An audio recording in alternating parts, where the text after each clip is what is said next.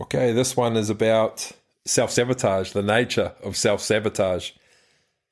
And I'm pretty sure that you'll be surprised when you hear my story of what my perspective is on self-sabotage and how I came to learn and understand the nature of self-sabotage.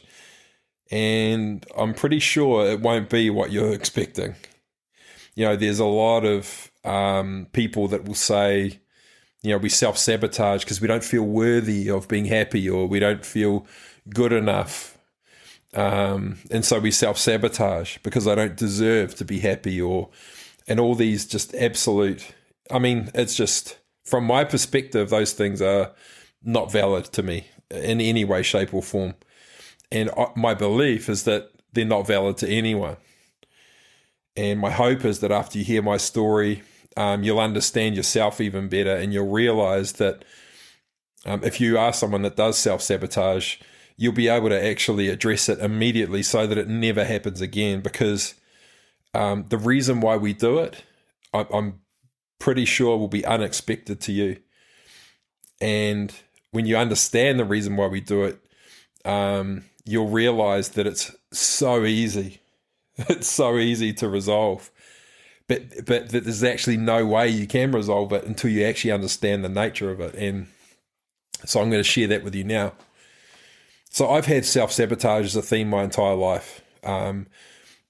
Everything major that I envision for my life and that I'm proactively working on a vision, I'm always self-sabotaging just before I get to the end goal. And, you know, one classic example of this is tennis. If I'm playing a game of tennis, I've always played competitive tennis, but if I was playing a game of competitive tennis, I'd always win if there was nothing on the line. But I always had a vision to always get into the senior tennis team. And, you know, so this is after I left school, but, you know, I was always trying to get into that top team for the tennis team. And you're always going for a trial. You want to get a trial to get in the top team. And so there was this, I used to work in a tennis shop, and there was a local guy that used to get his racket strung in the shop. And he asked me for a game one day. And I said, yeah, sure. Went and had a game with him. And, you know, I beat him 6-love. And it turns out he was one of the top guys in that tennis club. And he said, you should come down and try out for our top team. And I just recovered from injury for a very long time with back injuries. And it was just coming right. You know, I'd been going to the gym and running and playing squash, and, you know, I was in really good shape. And this was the top team that I'd always wanted to play for, the top level for the area that I lived in. And so they invited me down for a trial. They invited me down to hit with them in the team, and they saw that, you know, I was really good. You know, it was a similar kind of experience where I cleaned everyone up, and you know, it was kind of casual, so it wasn't like full on competitive matches. And they're like, oh, you know, you should definitely come along a trial. You know, we need a solid person at number 2. And so they were thinking, you know, even playing me at number 2 in the team, which would mean, you know, the second top person in the whole club. I was thinking, oh my goodness, you know, my dream's going to come true, and I haven't even been proactively working on achieving this. And, you know, here it comes. And then I went down to the trial, and I could not hit a ball in. I could not hit a ball in. Everything was going out. I was making a complete fool of myself. And I even noticed that there were times where I'd go for a shot and I'd close my eyes before I hit the ball. And this only ever happened when I was in high pressure moments. And the fact is, I actually didn't feel pressure in the moment. I already knew I was at the level where I could beat these guys. I was actually totally relaxed, but I just had this compulsion to sabotage my ability to get in the team. And it was so bad that they thought I was doing it deliberately. They thought I was taking it easy on them. They thought I was trying not to humiliate them. And the reality was I couldn't do a damn thing about it. So when I kind of we went for a run and we did some training and some drills and stuff.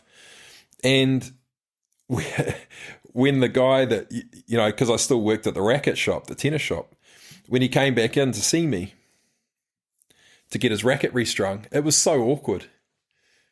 He couldn't understand it. He thought I had tanked it deliberately because I didn't want to play at the club. And he had no idea that I actually wasn't doing it on purpose.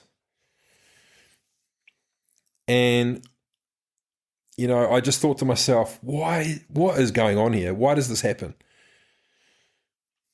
Anyway, so that's I was in my, early 20s then.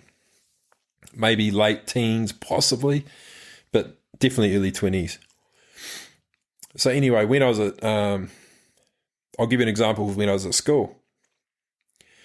So ever since I was in third form, which is your first year of your 5 years of high school, I wanted to make the first 11 soccer team, which is the elite team in the school.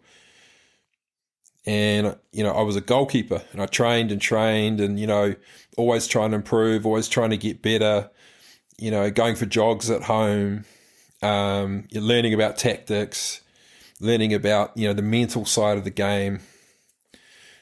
And it was a real vision. And my pinnacle of my vision was to reach the first 11, to get into the team.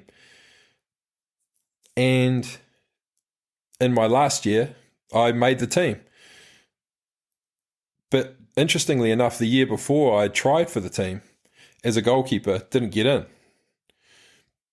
And so when I tried the next year, I decided to try as an outfield player, and I made the team.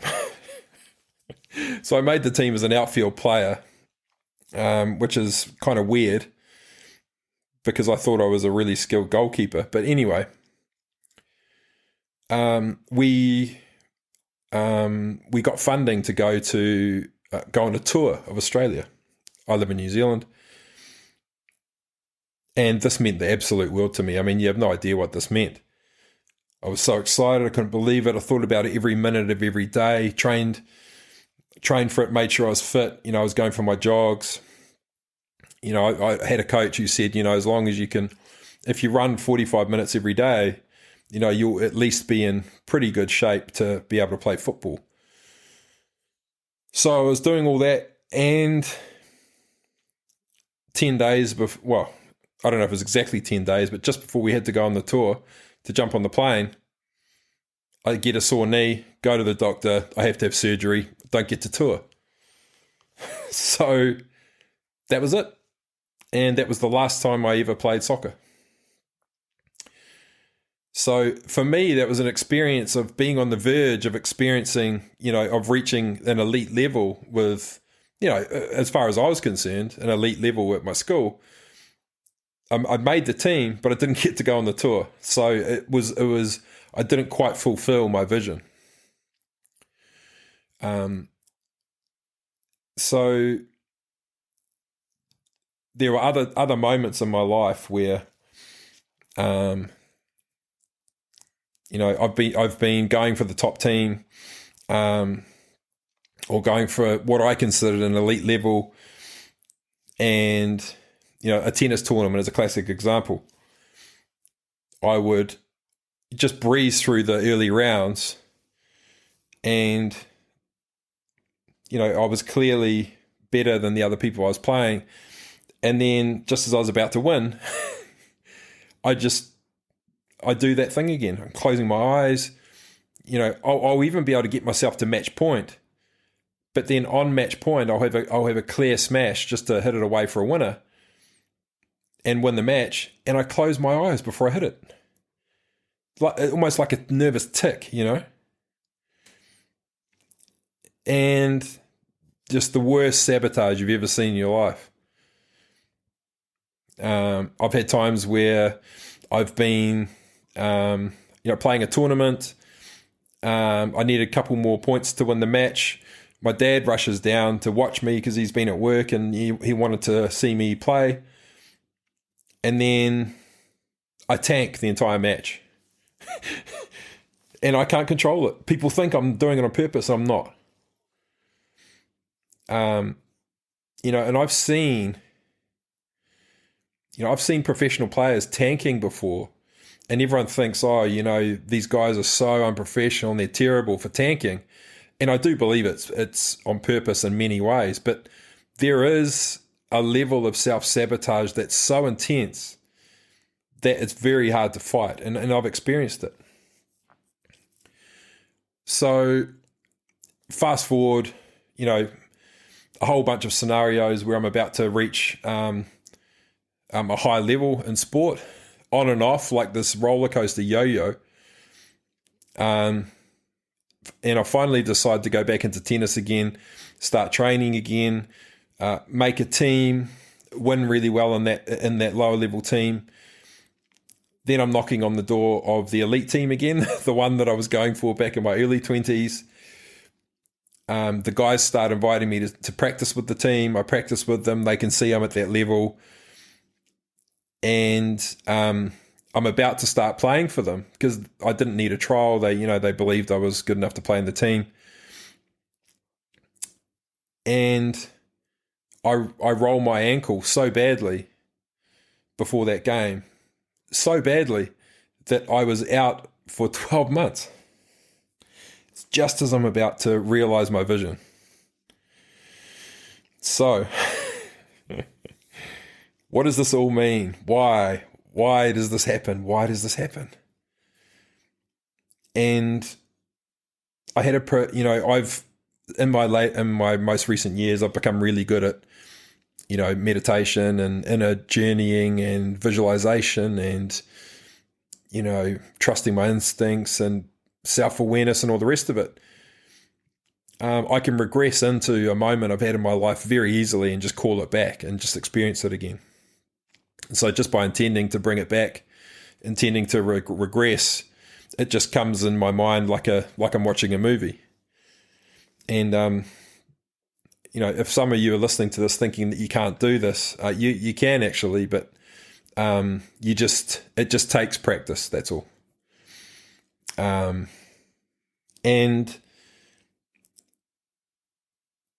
so I just went into this mode. I decided to regress into these moments in my life where I've self-sabotage. I've done this many, many times, and I've never gotten to the kernel of it before.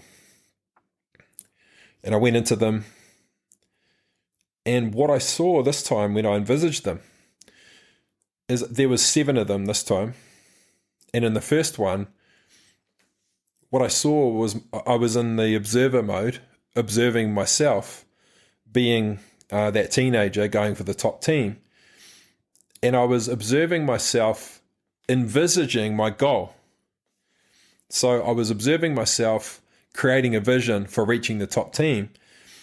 And then I saw in that vision, as the observer, I saw that the vision stopped. And the vision stopped at reaching the top team. And I saw this huge void after it, a huge void. And in that void, there was nothing. I had never taken my vision beyond reaching the top team. So there was this hard limiter. There was a hard brick wall ceiling of my vision. I'd never allowed myself to even have one single thought that carries the vision beyond reaching the top team. So I thought, that's interesting. I've never noticed that before. So then there were 7 of these, brought up the second one. Sure enough, the same thing. The vision ends at reaching the top team. Next one, the vision ends at reaching the rep team. In fact, that one was to, my vision was to be selected for the rep team as a non-traveling reserve.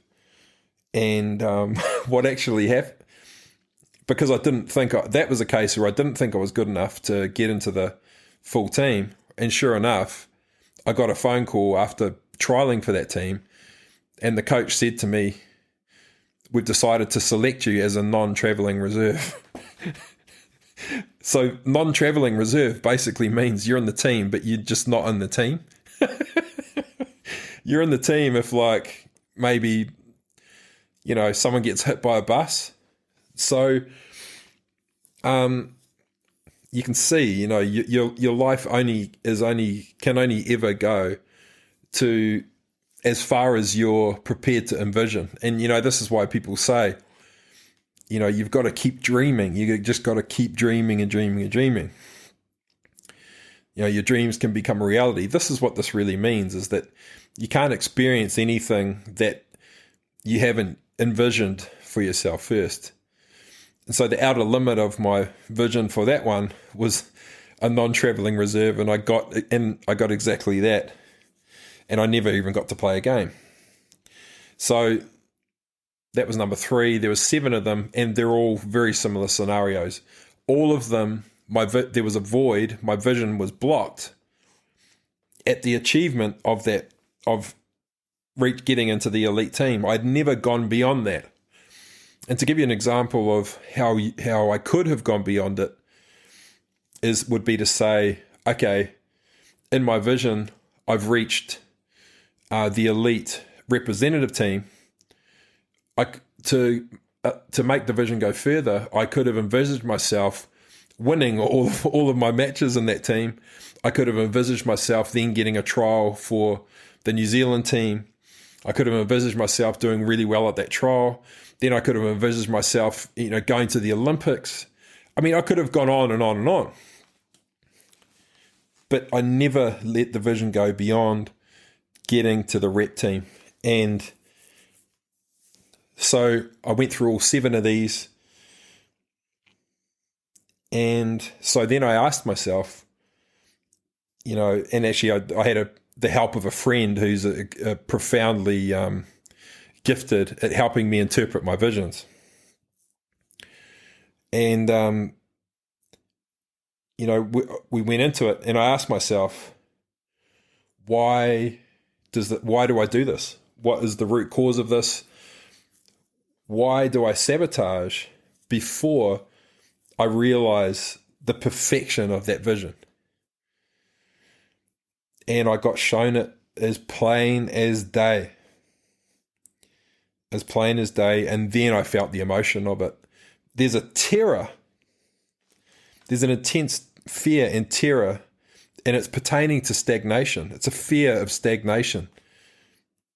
Because what happens is once we reach perfection, there's no reason to continue creating. There's no reason to continue evolving.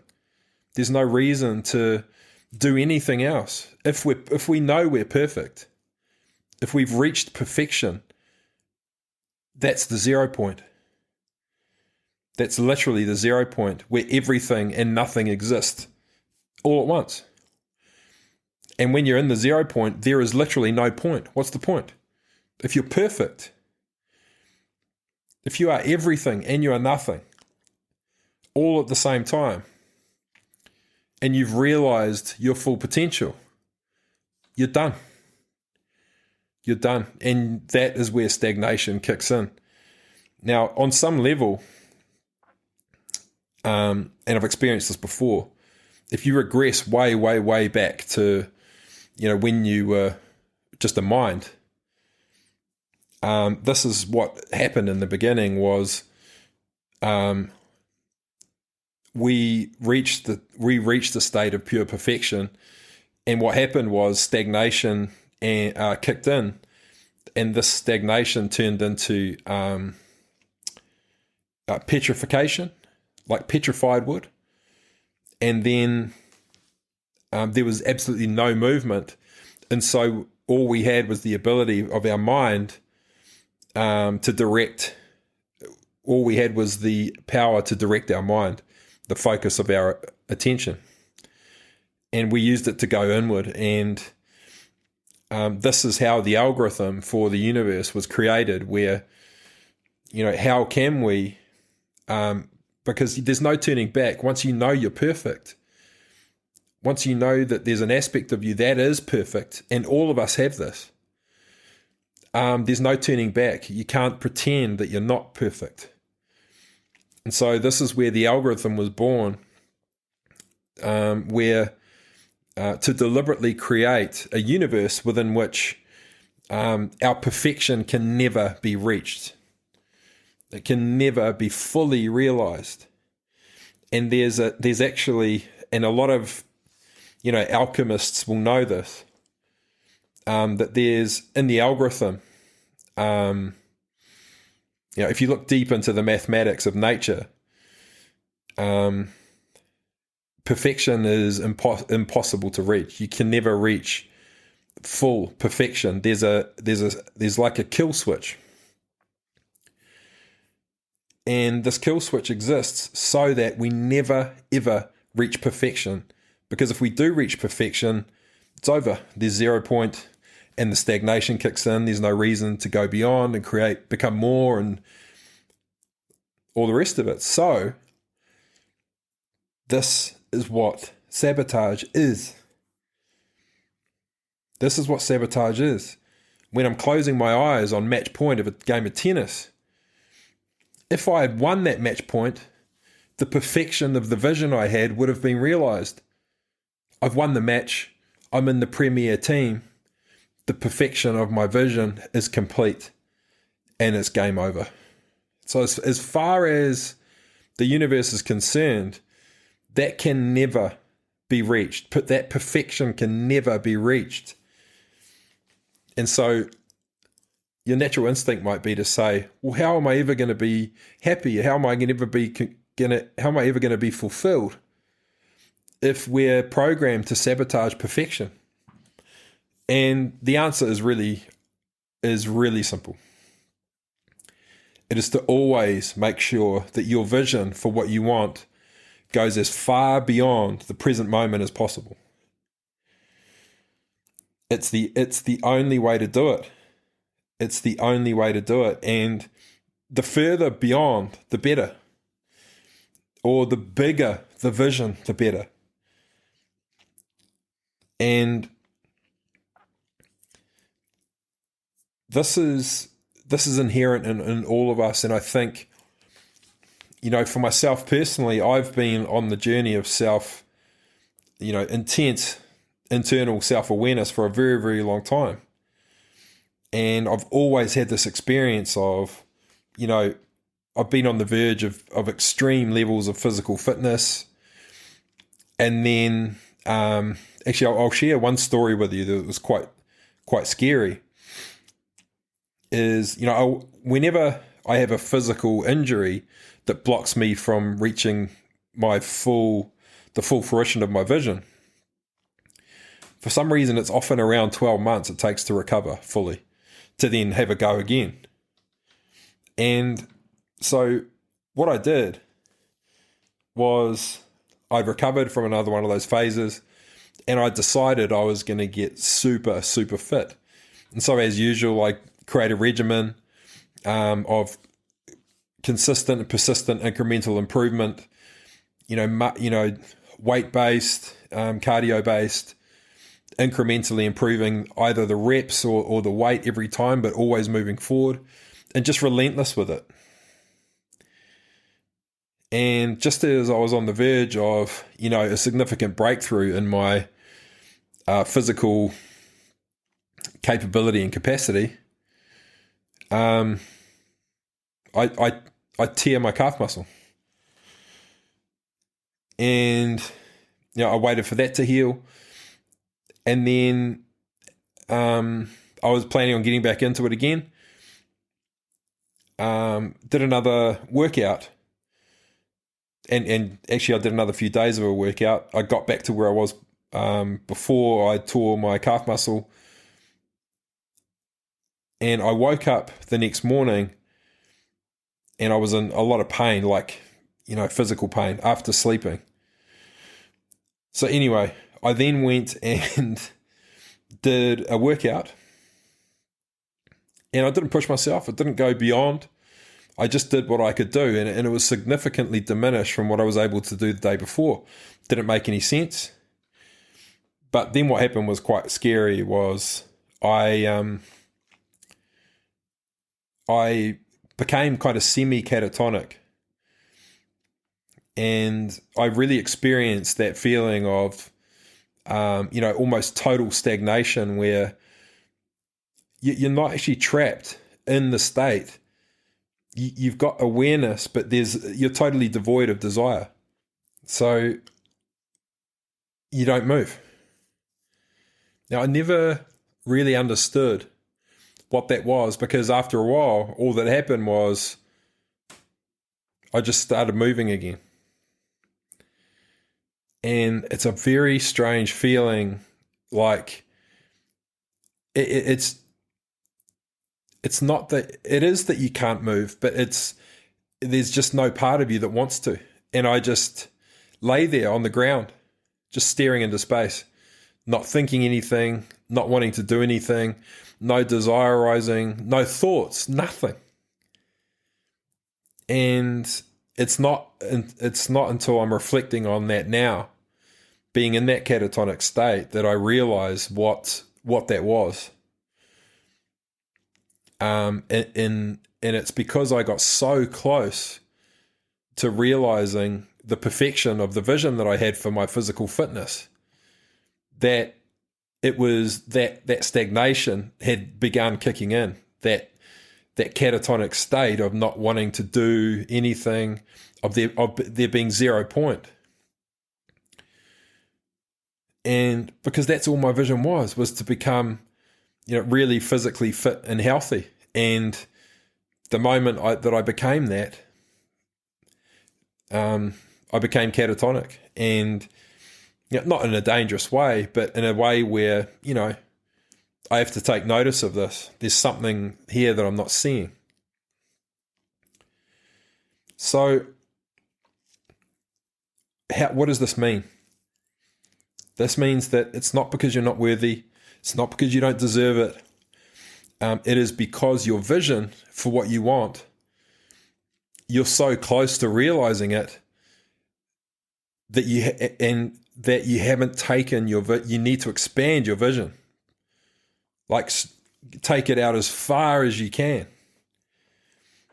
And so, you might have a vision for your ideal home, for example.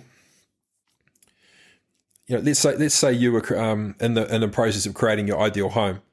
You got a vision for your home. You know what the decor is. You know what you want on the inside. You know the furniture. You know what you want it to look like. But you haven't taken your vision beyond just taking possession of the house. Because once you take possession of the house, you've reached perfection of the vision. And the universe will sabotage it because you cannot reach that perfected state. Otherwise, you become catatonic. You reach the 0 point, you reach the state of perfection. There's no point in anything. So let's use the example of creating the ideal home. How would you, if you were really close to realizing the perfection of that vision, how would you take the vision beyond living in that home so that sabotage doesn't happen? And it's really simple. That is to expand your vision to living in the home, and then imagine what you'd be doing on a weekly basis. So the best way to actually imbue this into a vision is to imagine, is to bring time into it actually, but not in the typical way. So what you would do is, let's say you're envisaging taking possession of your ideal home, and you're in a position where you can now buy that ideal home. You found the ideal home and you haven't bought it yet, but you know that your vision doesn't go beyond taking possession of that home. So you're thinking, okay, I need to negate sabotage here. How can I expand my vision so that when I take possession of my ideal home, it's not, my vision still isn't perfected. It's to add time. So you imagine the ideal day, taking possession of your home, that happens in one day. What do you do now? You imagine your ideal week. What does your ideal week look like in that home? In my ideal week, I'm having, my parents come over for dinner on a Thursday night. I have a cocktail party with all my best friends, and we get dressed up. On the Saturday, I have brunch out on the patio with one of my best friends on the Tuesday. And so you've envisaged your ideal week now. Now, that's great, but you've only expanded your vision beyond taking possession of your house by a week. So now you've got a vision for your ideal week. You've envisioned being in the house for a week. But let's say you're in that house for 5 days. You've only got 2 more days until the perfection of that vision is realized and the ceiling is reached. So, and I'm sure you know what the answer is now. You then envisage your ideal month. So what would you be doing in an ideal month over and above what you can fit into your ideal week? And so in that ideal month, you might have a massive party at the house. And so you envisage that massive party at the end of the month. What is that party like? Who's there? What kind of music? Do you have to, let the neighbours know that you're having a party so that noise control don't come around? Or, so you envisage that party for the ideal month. And then what you do, and just because you obviously a month still isn't enough, then you go to your ideal year. And what would you be doing in that house in your ideal year? Maybe hosting a New Year's Eve party at that house. Or, something different every month for all of the 12 months that you'd be doing in that house. But you have to take your vision beyond the day of taking possession of that house so that you don't sabotage it before it happens and reach that perfected state. And this is the same with any vision that you have for your life. You've got to always make sure that your vision for what you want will never be perfected, that it's always more, your vision is always more expansive than your reality. Always. Always. And the truth is that any aspect of your life that you want to grow, it doesn't matter how much you focus on it, unless you bring your awareness and your attention to expanding it beyond where you want it to be now, then sabotage will always become a part of it to make sure that perfection is never reached. And that's it. That is it. So you can bring time in to make it more expansive. If it's a house, you can bring in renovations that you may want to do in the house. That would be a really easy way to do it, really. But if it's depending on the house, there may be like some insane custom house that's twice as big as this house that you may want in the future because you're planning on having another, 3 kids. You need extra space for those 3 kids. And so you start planning another house. That'll take it way beyond. But the key is to make sure that vision never becomes perfected. That the space between your vision and your reality is never reduced to nothing. Because this genius algorithm, it's genius. It's